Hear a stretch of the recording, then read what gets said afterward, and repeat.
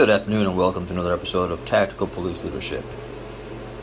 I must preface this by saying this is not intended as a slam on any one agency in particular. It is, however, intended to remind us on what it would mean to be a tactical police leader in this climate where national pandemic has been declared.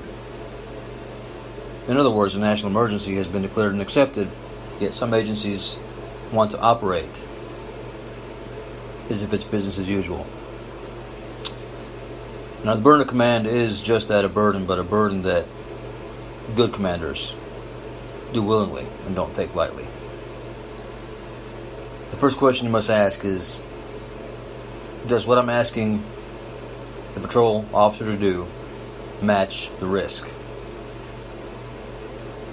I get it, law enforcement is dangerous. But it is the role of every good commander to minimize that risk. Let's give an analogy in the football arena to help exemplify and hopefully make this clear.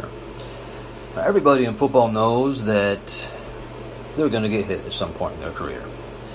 Depending on your position, you may get hit multiple times a game. Can we therefore surmise that the football players signed up to get hit? Negative.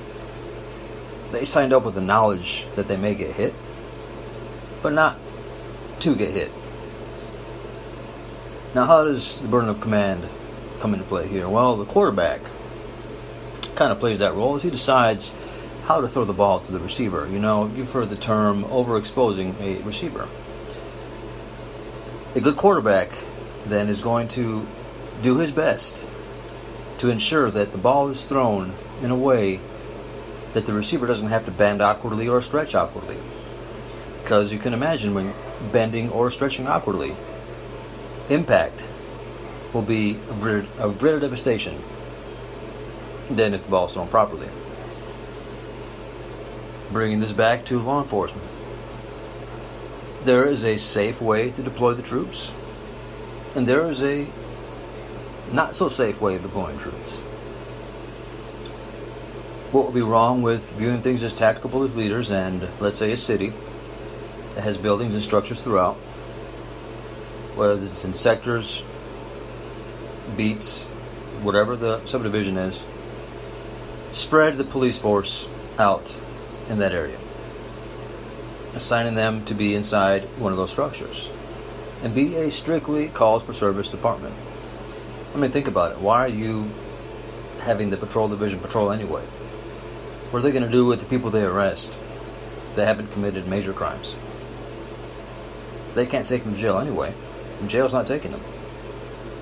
And it makes sense. You know, a jail has a lot to risk by letting somebody in that potentially has the coronavirus and getting everybody sick.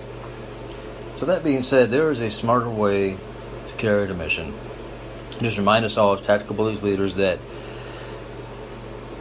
the mission should never come before the men and the women. Because without the men and the women, there is nobody to carry that mission out. Every officer in this country should be receiving hazardous pay. It's a national emergency. Top executives of the country have declared that there is a national pandemic. It is not the average day on the beat. And departments must stop acting like it is.